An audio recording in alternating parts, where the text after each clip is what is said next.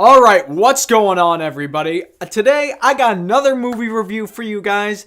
I love bringing these to you, but this time we're going to be talking about something a little bit different. This time we're going to be talking about a foreign film, a very French foreign film. So this film is called Gauguin. I believe I'm pronouncing that correctly, but it's Gauguin, the Voyage to Tahiti. And what this story is about a very, very lonely artist played by Vincent Cassel named Gauguin, who has decided to leave his entire life behind so he can travel to pretty much open up his mind so he can provide even better art to the rest of the world. And he figures that traveling out, eventually ending up in Tahiti, is what's going to open his mind and be able to give him every opportunity to expand his art to the best that it can be. Now, I'm going to tell you right up front, I'm not usually a person who will sit down and watch a foreign film. If it's something pretty spectacular, I generally will enjoy it, of course. I mean, you look at Inglourious Basterds by Quentin Tarantino, that's a film that I consider to be a foreign film for the most part, because it does dabble into the cultures of different various foreign languages and foreign cultures, and of course the film for the most part is spoken in French, German. You get the picture here. When it comes to Gauguin though, there are a couple of things that I like, but sadly this film was just a big disappointment. But because I'm a positive guy, let's get into the positives. Number one, Vincent Cassel, the guy who plays Gauguin. This guy does a phenomenal job from beginning to end. In fact, I could say all the actors in this film did a good job, because wherever the characters would go, particularly since we're with Gauguin, I wanted to see how his story progressed. I wanted to see if he was going to get the enlightenment so he could provide the art that he wanted to provide. If more than anything, I actually want to research this guy so I can find out where some of his art is so I can learn more about it. That's how much of an impact Vincent Cassel's performance did on me. And the cinematography and the locations that they go to in this film were pretty excellent. Whenever you have a film where the crew and the cast and everybody is going to go from location to location, it can go one of two ways. It can either completely blow up in their face, or it can work really well.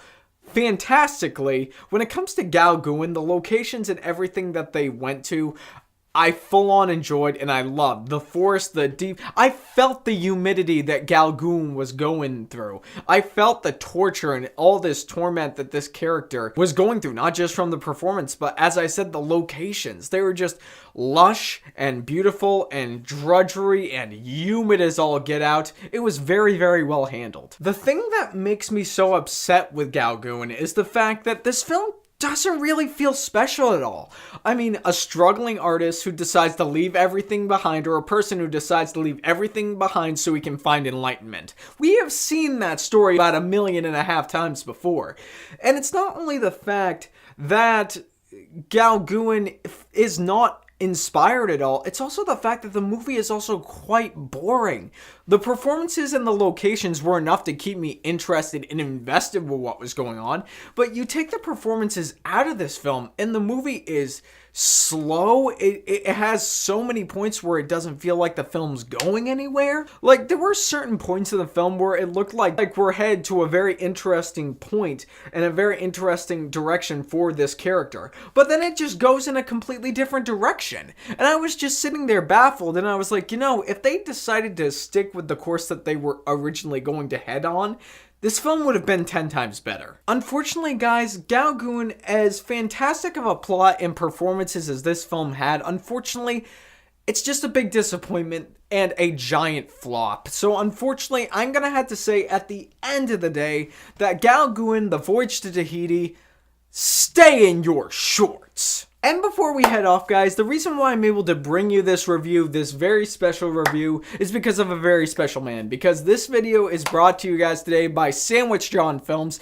If you don't know what that is, if you're not sure what it is, Sandwich John Films is run by this guy named John. He's also working with my buddy Zach Pope, if you haven't checked that out and haven't heard Zach talk about it over 1.5 million times. But Sandwich John Films is not only a place where you can get really, really in-depth, good film reviews, but you can find out news on the latest movies. You can find out about movies that you may or may not be excited about or may not know about. So in general, it's just a great place for film lovers all around. So do yourself a favor. There's a link in the description to go check out John's website. Do yourself a favor and go check it out. It's completely worth your time. But guys, as always, it is what you say that matters. So have you had a chance to check out Gauguin, The Voyage to Tahiti? I imagine you haven't, because, I mean, it wouldn't surprise me. Let's just put it that way. But if you have, what did you think of the film? Did you find it as boring as I did? Whatever your thoughts may be, leave them down in the comment section below so we can get a conversation started. And if you enjoyed what you've seen here and you want to see more, click right there and subscribe and become part of the fray of nerds who love cinema. You all have a fantastic day.